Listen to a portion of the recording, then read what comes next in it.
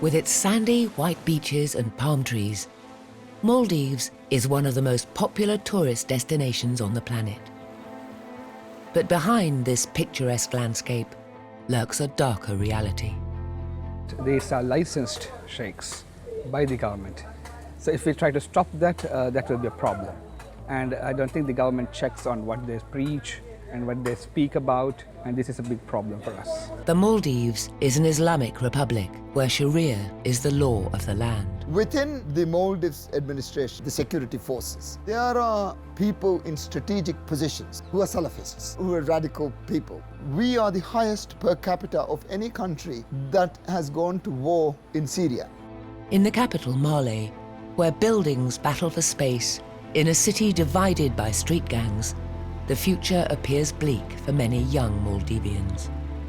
For foreigners, like Maldives is a paradise, but we don't get the white sandy beaches or any of that. Like what we get is a concrete jungle. There are so many problems, political problems and people problems. Radicalization in our society has gone to a different level where people would not hesitate to kill.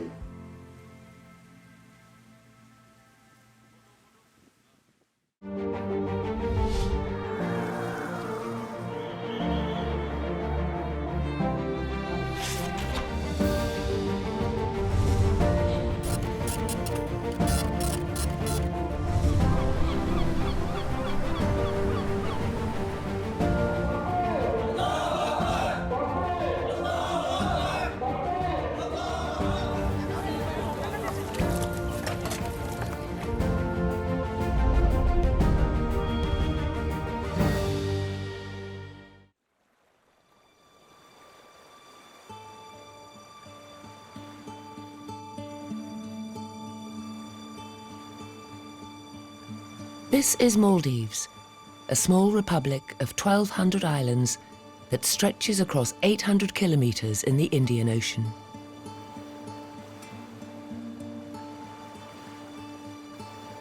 Its sandy beaches and turquoise waters attract nearly 1.5 million tourists each year. But interaction between tourists and locals is limited. Most of the hotels favoured by visitors are on private islands, cut off from regular Maldivians.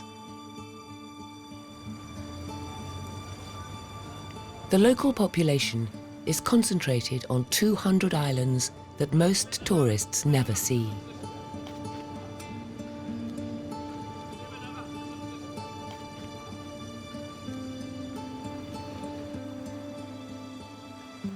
Didu is one of them.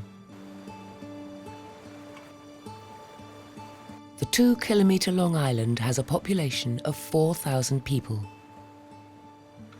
Here, there are no women in bikinis, and the sale and consumption of alcohol is strictly prohibited.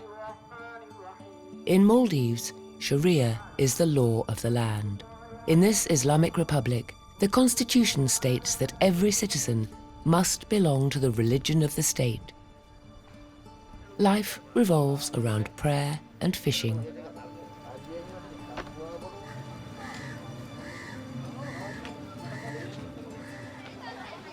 Ali Hashim was born in Didu and has been mayor of the island since 2017.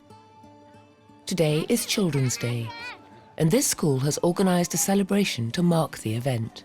It's a happy occasion, but Ali is concerned about some of the more negative changes in his community over the years. All these girls were in the veils, and that happened quite recently.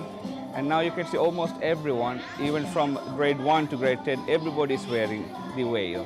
I think it's basically on the side of more extremism we are leading now.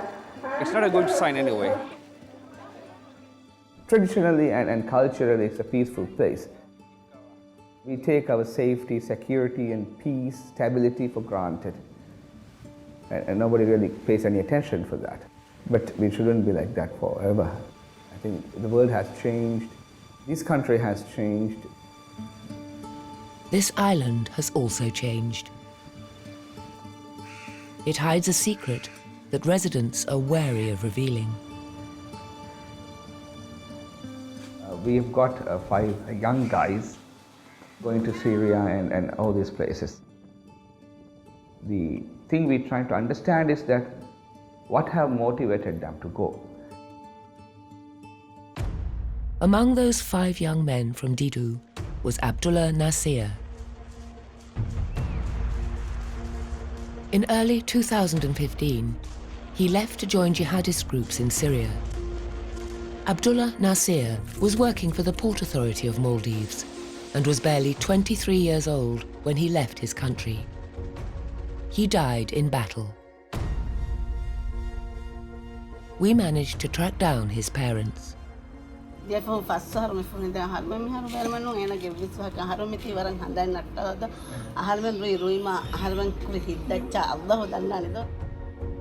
His family and other families we contacted refused to answer any further questions. Here, no one wants to talk about religion, and even less about radicalization.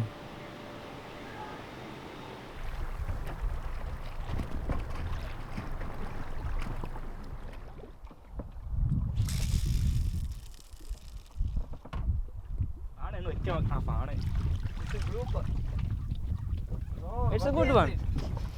We sail away from Didu on the pretext of a fishing trip to talk to some young residents of the island who knew Abdullah Nasir.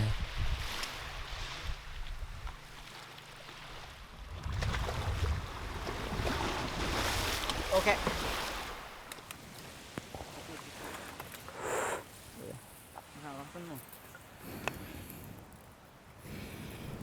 Actually, one of my friends went to Syria without. He was a normal person, and all of a sudden he went, and nobody knew why he went. He just went in, and he gave us. I think he called his parents and told them they were leaving. They were heartbroken, and said, I think we have problem of this extremes people here. That is a big problem here. You know, some sheikhs come and give us fatwas, and other sheikhs pick the right persons, and brainwash them and send them to Syria. Extremism isn't limited to just one island. It has affected the entire archipelago. The current government says that 61 Maldivians have traveled to Syria. But according to Mohammed Nasheed, the former president of the Maldives, who held office from 2008 to 2012, the figure is much higher. We are the highest per capita of any country that has gone to war in Syria. Our figures are around 300. But I think intelligence agencies around the world has a figure of about 1,000. Those who make the journey to Syria always leave from the capital, Male. Radicalized networks operating from the city handle the logistics for these departures. Inside these cramped buildings, more parents are mourning for their children who left for Syria. We are here to meet one of them, Rifat Ahmad Didi. This is the first time that a relative of a Maldivian jihadist has agreed to talk to an international channel. Rifat believes her son, Monsieur, was radicalized in jail after being arrested for a fight. Den enage faratun kama ena gunagotun den eha boda dini malumat taka fottaka ecce den ma ecce bala ena mi bunugotun wejjeya mammayang hiwagotun wejjeya mun ei kannega den biruweri kama gega hama warad den hama abadus wara hama hinutum ma ko wara mihuna gulen eha den hinhewan eha geterege ekka bunahen hama bappaige maga mugado kudinna vessama harme muli family ge vessa diratte hinna ves den mi harus waragge mi munane munsige mammage gote munsiga go hunnaniye dakka wahaka kum ves egotaka den ko fahun kuriya ala bala ru fahun ekka den wara namadu kuruma ge dina wara lobi kurakan ge dini kandattaka wara geterege ves suriha menna ma bangi gowa gadiga mi islami shariataka mitange ves kala mi kandattake nuhinga ema ekhala kan wakkan kura mihaka ves dinuga onna goggota kantak kura nama egotaka wakan nuje henedet den egota ehem buna misala ka wakkan kurim ves kurwanu gangawa fa wagota e miha ga guna nekkenu mi miha kumerima hama mara maru hifum mikala kantatta onano mikala kantatta iturennuwaani. A few months after he was released from prison, Monsieur left the country with his wife. He was 28 years old. He told his relatives that he had a medical appointment in Sri Lanka. After that, there was no news from him for several days. Den mi polihak gosken ena den wararangala den mi hun fura fahuritana Lanka magun nunkama hama sida Turkey flightun egara gadi komme setega hama Istanbul akkan. Den mi hun vesufa kura waha kaya den mige e hafta terega ti faswana mammaye mi polihak masala hushati heli. Ego tahama Syria yakudin gosken wanwat. Edu aho mi rifuga ebba fa ko dim bappa menti bege kommes kamege den ahara menge dia dua heggai ettifagon edu aho ege guli gulagen den rifuwa mi den furata rifuwa wa kan was dekunu do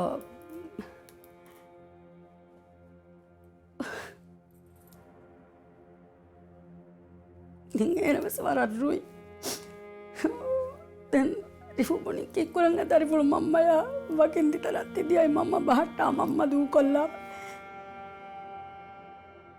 den ekolak gosken emi hon ka tamrinu tadde den mi tawhida gurwanuge den sunnata den gurwanuge anga fa gota etti sadden ena training timmasto go training kan ena dawa ha kabunane gabesse mi hon golun den ekitantana badaluwa wa ha kabunede ama vai bangena den erega besama ribu kariga boni mammaye ma aditi manage umuroga tanghuri ma mire timane tanu sarama erega bes boni ribu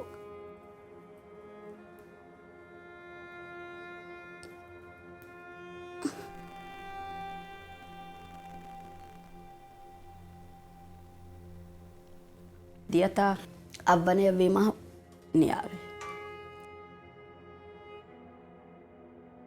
den kurui komba ekkamel sida rifuwa kannege den ekmoko rifu waran hama mi hituga ove mi misala ka ede kudin etana fonuwan ekama ehi iterevedi ekama emi honnan hivvarodi hedi bayaka rifu duwa kosma fenno kuran.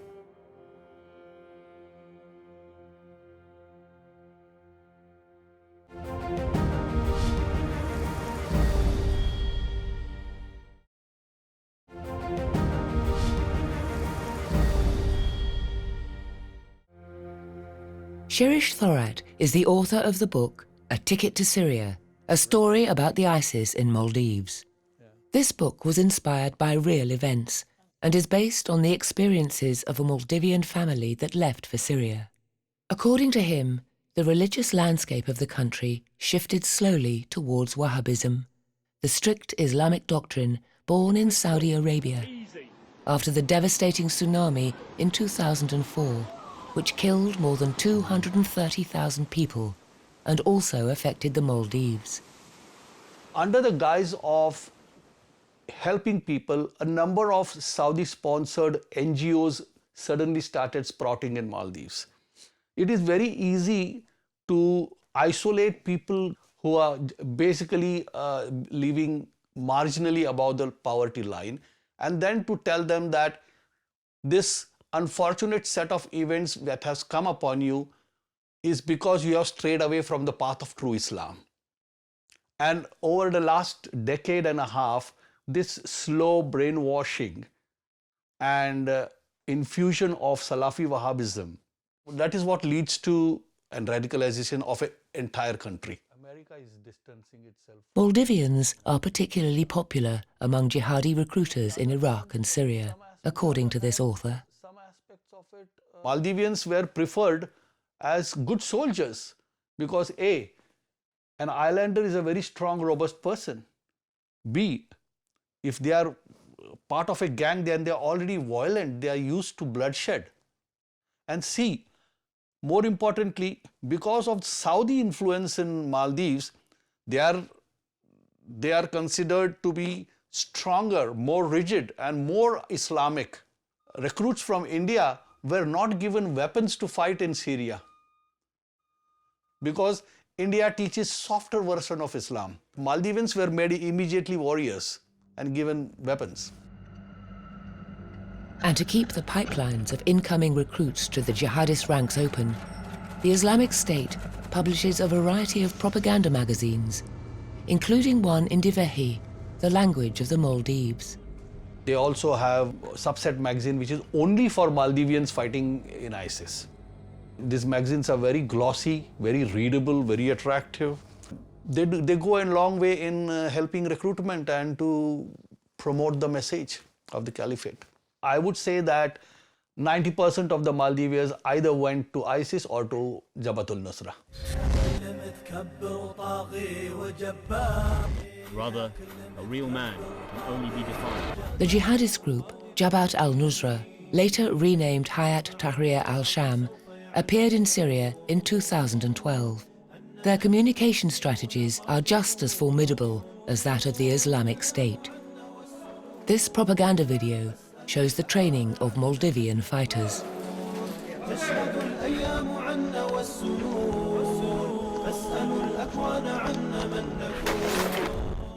And this is the YouTube channel of Bilal Abdul Karim, an American citizen who claims he is a journalist.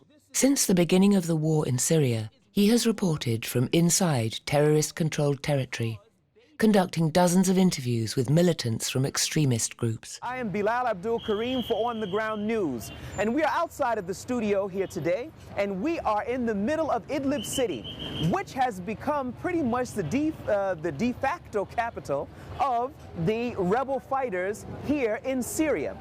This controversial activist gained access to Maldivian fighters on the ground in Syria by devoting a whole series of reports about them. In this video, he shows the day-to-day lives of Maldivians in Syria, with details like what they cook and eat. This is tuna and what? Yeah, this is a Maldivian dish. It's called mashuni. Mashuni? Yeah. This is mashuni. We call it in Maldives mashuni. So Maldivian dish, we have tuna, onions, chili, and coconut husk, grinded coconut husk. This is my first trial of Maldivian food. Bismillah. He also explores the reasons that compelled these Maldivians to travel to Syria. Compared to Maldives, the situation in Syria is a lot worse. And here there is an ongoing transgression. There is a ongoing oppression against the Muslims. The impact of these reports and propaganda videos was felt on the other side of the planet, on the remotest of Maldivian islands.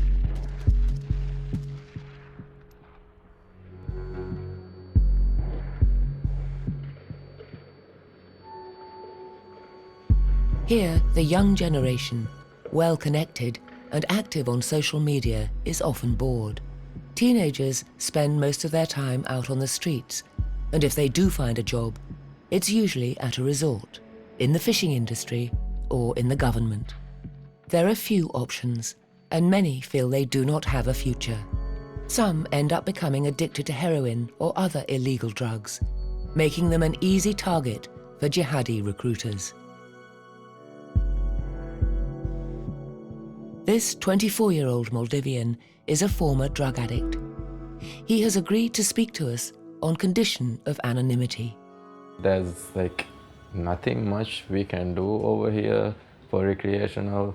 We can go play football, but then basically about it. And Maldives is such a small and congested place. I lived my life of drugs and alcohol since I was a teenager. At one point, I was approached by people who started giving me advice on certain little things that I do wrong while I pray, this and that, and then soon some of them came and asked me to join their circle. They know we are broken and we are trying to find a way to get out of something that's been kind of destroying our lives. They're actually taking that and using it to brainwash us. They started telling us about the crises and everything that was going on in the Muslim countries all over the world, and about how we as Muslims had to be responsible and go join the jihad. And the thing is, they're very convincing because they actually show these verses from the Quran out of context, which suggests that you have to do these things. I had close friends who had gone to Syria and who had died over there.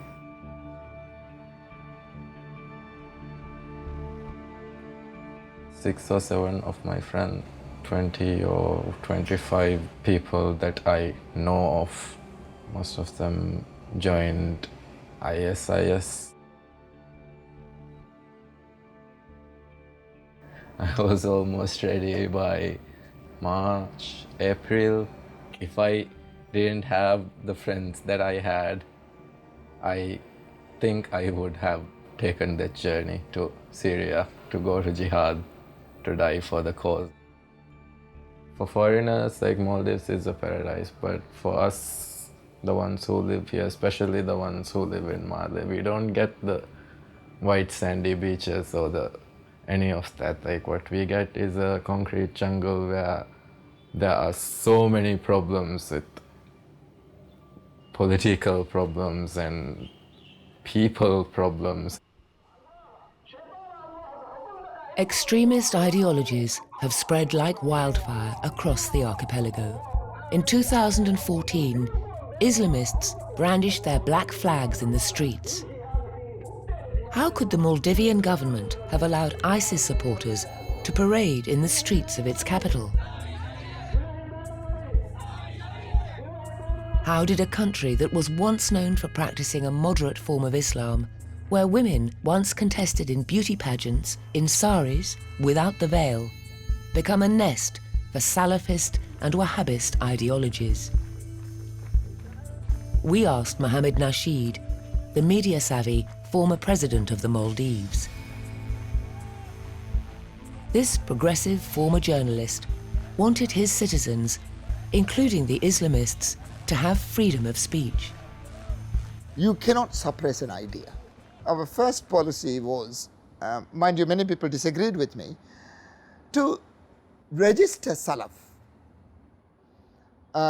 So I wanted to register Salaf, I want to liberate, I want to tell, what he said was, okay, you say your thing, we will say our thing. It was a move that backfired, as the same Islamists then turned on him for being too secular. Within the Maldives administration, let's say within the security forces, there are people in strategic positions who are Salafists, who are radical people, who have a very radical view of society, of Islam. So let's say in customs, in immigration, they had embedded themselves. They recruit in the Maldives, and they still have a recruitment network going on. Even while they're losing it in Syria, our people are still going. And they have also radicalized the gangs, and they're using the gangs as their religious police. Islamic State recruiters have built unexpected ties with Male's street gangs, whose ranks are full of young men in search of redemption. For extremists, these gangs provide rich recruitment grounds. We observed an increasing phenomena of people who belong to gangs and who had served prison sentences. If you can target, say, 5 people of a particular gang, you already have a core unit there which has some sort of a loose discipline, they have a cohesiveness, and they have familiarity and a sense of interdependence on each other. So if you can target a small core unit like this, you've got a somewhat semi-military functioning unit already in place there. All that needs to be done is to shift them from Maldives to a place like Syria. Because these are people who are physical in nature. They are used to carrying out assaults.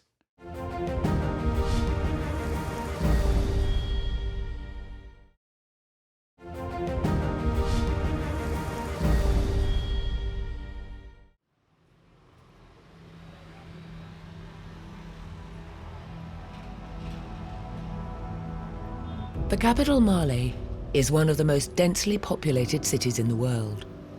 200,000 people live on less than 6 square kilometers, where buildings battle for space in a city divided by gangs. There are about 30 such groups, and everyone in the city knows who controls which street. In their controlled areas, gangs splatter their names on the walls, like this one of the Masodi, one of the most feared gangs.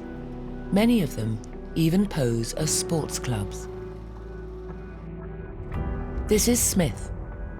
He joined one of the gangs as a teenager. Misalaka Kudahemver United Club Hadage and Noni Buru Sports Club Kiage.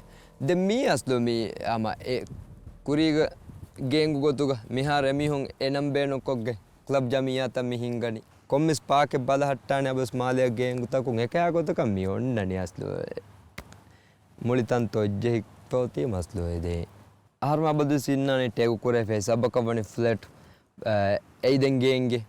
Ehme wagoteki abadus fuduhun hama duwaha kuis miya kunenwa netten kiriya kame vairaves hama hodani ule majbur wegen dem mi egetere wadevuni haslu dem aisa fahum as war boditi kantatta kurevi war gina faharumatin jadallevi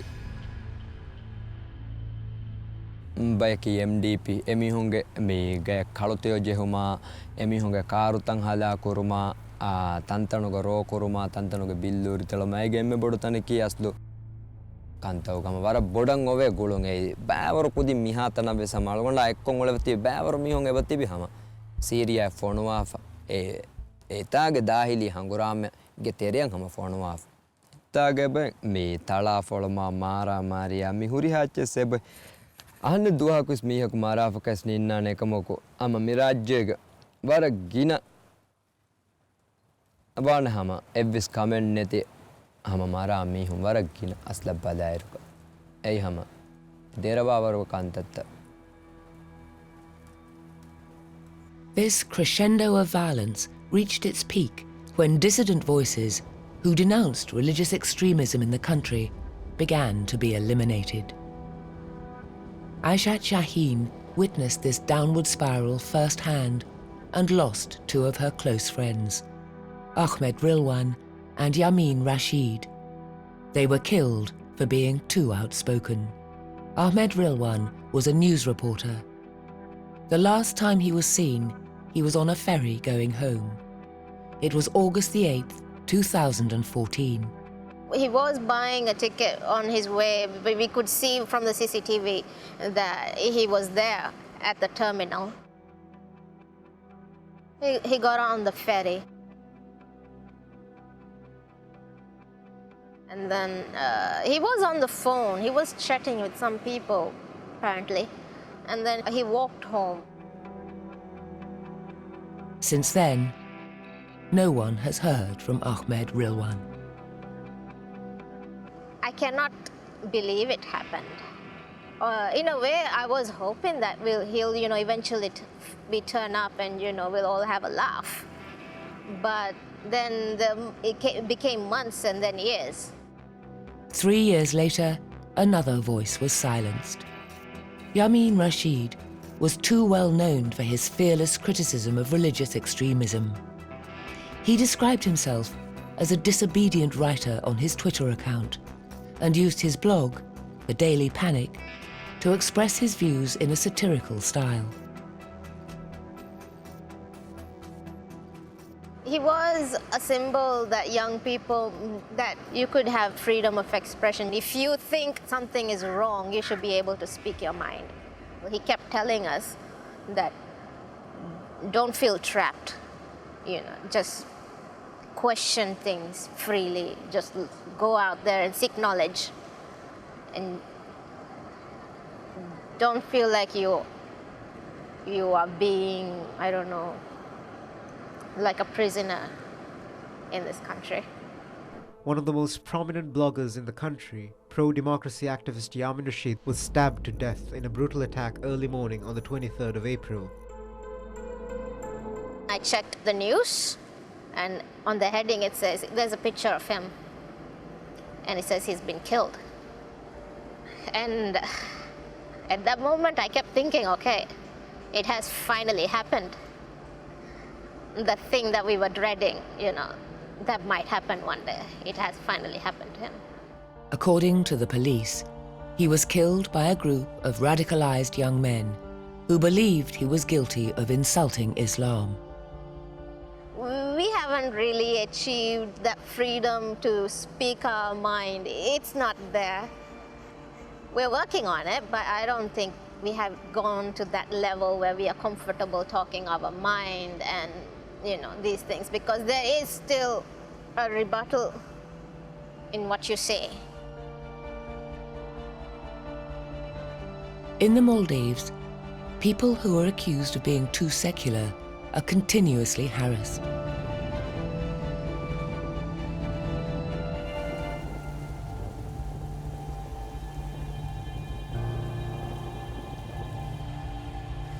The latest target is Ibrahim Ismail, popularly known as Ibra. He is an iconic figure in Maldivian society, a lawmaker, and the head of a private college in Male. Recently, he questioned a religious scholar on Twitter about an extract from the Quran. Since then, his life has been under threat. We never used to have this kind of creeds. When I was younger, we never even locked the door of the house. When we went to sleep, we just closed the door, that was it. Nobody would ever come inside. But now this is how we have to live. Expressing religious views is risky in the Maldives, as Ibra discovered recently when he challenged extremist Islamist groups. And it has resulted in threats, death threats for me, attacks at my place of work, which is actually an academic institute, urging students not to go there because it's a blasphemous institute, or because I questioned a scholar on something he has said. Now that is the level of intolerance that we have now come to, unfortunately. Even as there is an increase in hateful rhetoric, Ibra says that things are made much worse by the police's lack of awareness of existing laws. I was taken into the police for questioning regarding this tweet that I did. And when they summoned me, I told them, do you know there is a regulation on how preaching should be done and not done? I know it because I wrote it. Nearly 7 to 8 years later, the police are not even aware of the existence of that. So I had to forward from my mail a copy of the regulation to the police. And that regulation describes in full how to contain extremists. If that regulation was implemented well, there wouldn't be space for anyone spreading hate. As fellow advocates, Ibra feels the loss of Ahmed Rilwan and Yamin Rashid keenly. I saw them both as young people who would carry on the work after sort of we left the scene, went into retirement or whatever. But unfortunately, that was not to be. I think with his death, I realized that the radicalization in our society has gone to a different level, where people would not hesitate to kill. Ibra is not the only one being threatened. In January 2019, a hit list with names of bloggers and human rights activists began circulating on a messaging app. An anonymously run group called for the death penalty for suspected apostates. As in other countries, the internet has emerged as a major platform for spreading extremist ideologies. Maldives has no lack of popular sheikhs on social media. Adam Shamim is one of them. Me Hindu karang aiche, me America not European aiche. Etan tanaki dine manhaj millate fote gote nittantang. Etan tanaki ebamiyunge kahinu leadu kuratantang. Ebamiyunge sihurwaring hinga tantang. Emiyunge falsafa algon men amalu kurima kinetto wani. Invasale Gamiki, Islahu Kurevene Gotenu, Islahu Kureveni, Sharui Manhajga, Algon Mengi Fahatag.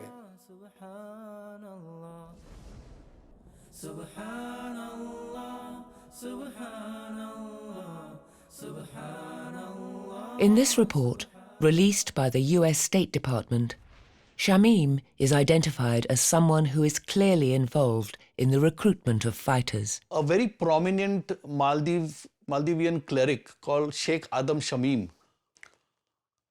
This man was deported from India because he was on a persona non grata list due to his recruitment activities. But this man still holds office in Maldives. He is respected in Maldives.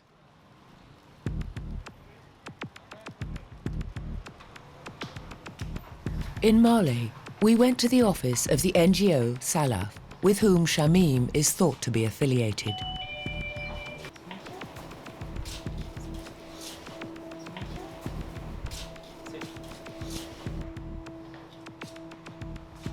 Nobody is here right now.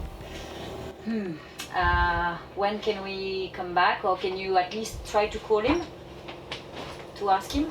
Please contact on that number. Okay. We never heard from him, despite reaching out several times.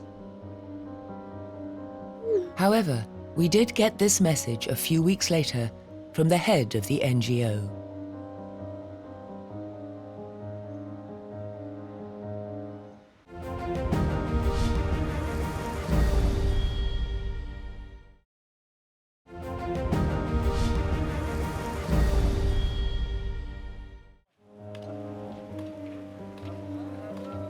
Adam Shamim is a licensed preacher of Islam in the Maldives, a license issued by the state. According to the Ministry of Islamic Affairs, he is one of 229 clerics who have the authorization to preach anywhere in the archipelago. That includes Didu.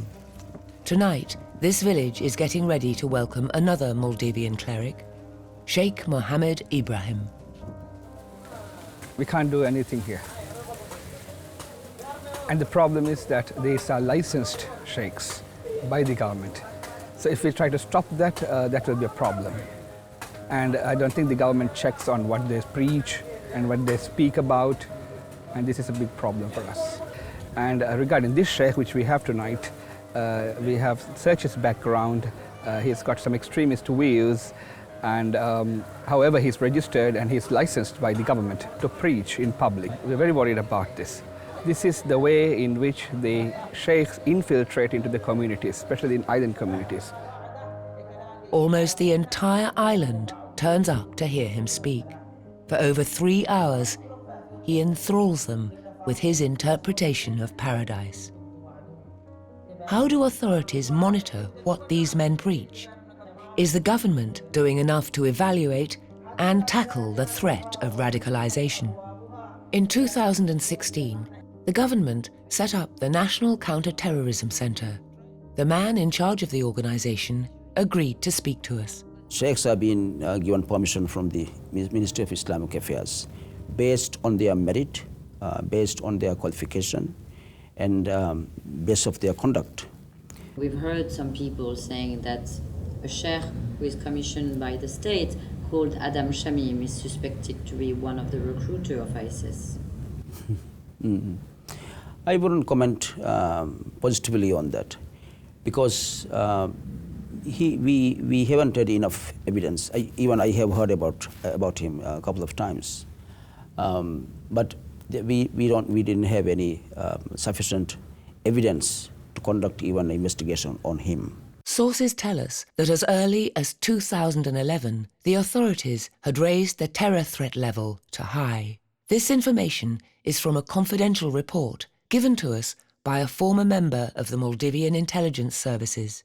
We haven't had across any intelligence or information about an attack in the Maldives or to a resort. There is no national security level threat radicalization in the Maldives. The British authorities, for example, have issued a travel advisory for their citizens, warning them against possible terrorist attacks. Tourists holidaying in luxury resorts on these remote islands can become what experts call soft targets for terrorism.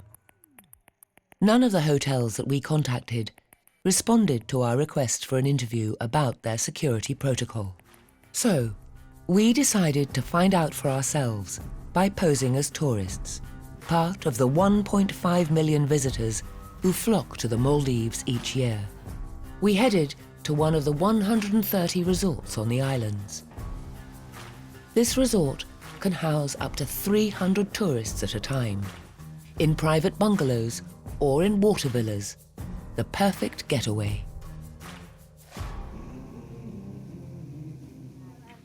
We asked the manager if the resort has security arrangements in place in the event of a terrorist attack.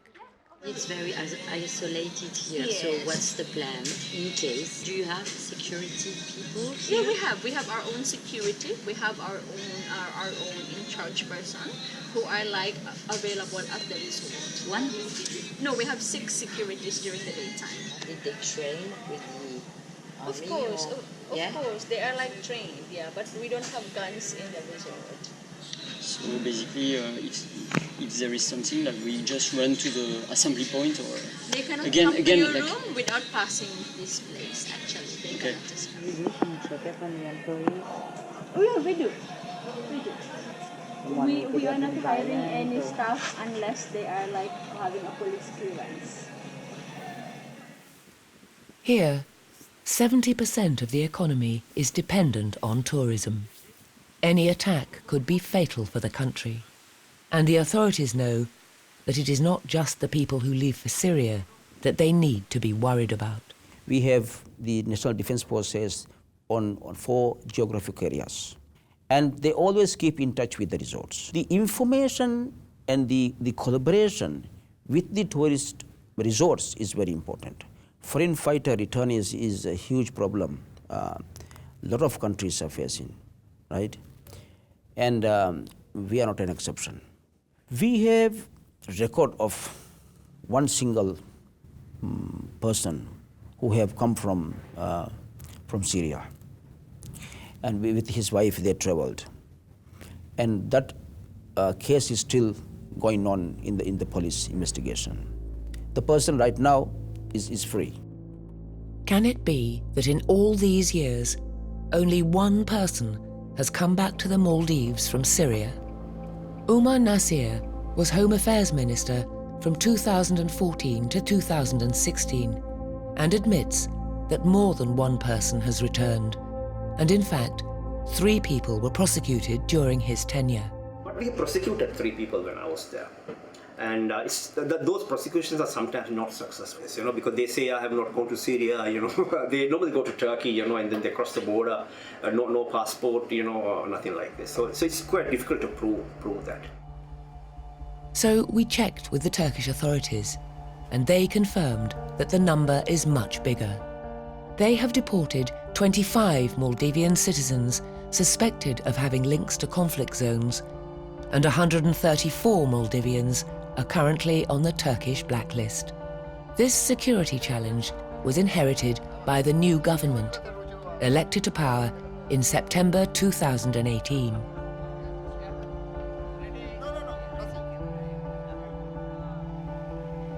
The new president, Ibrahim Soli, has promised to strengthen democracy in the Maldives. One of his first moves was to bring the symbol of democracy, former President Mohamed Nasheed, who had been living in exile, back into the country.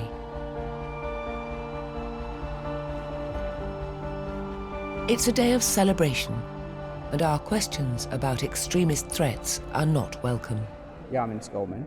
Madam, I think we'll do that later. Okay, you shouldn't ambush her. Oh no, I don't ambush it. Today, there are no black flags on the streets. Instead, bright yellow flags, the colour of the Maldivian Democratic Party, are everywhere.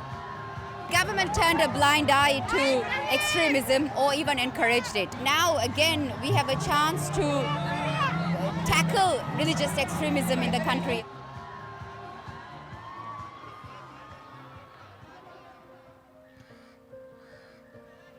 The new president did not respond to several requests for an interview about his plans to combat the extremist threat in his country. With the change of government, I think there will be policies for them to be occupied all the time through education, sports, recreation, and gainful employment. We need to keep focused on those things so they can have a better life in this island. But the sheikhs will still come, and they will come and preach because they are licensed to do that. I don't think it could be changed in any near future, but we have to counter that through different policies. We have to counter their ideologies, what they preach in here. Shortly after this interview, Ali Hashim was forced to resign. He came under fire from extremists for daring to defend a liberal activist on Twitter. The new president has said that he will not tolerate religious unrest in the country, but it's safe to say that the battle against extremism is far from over.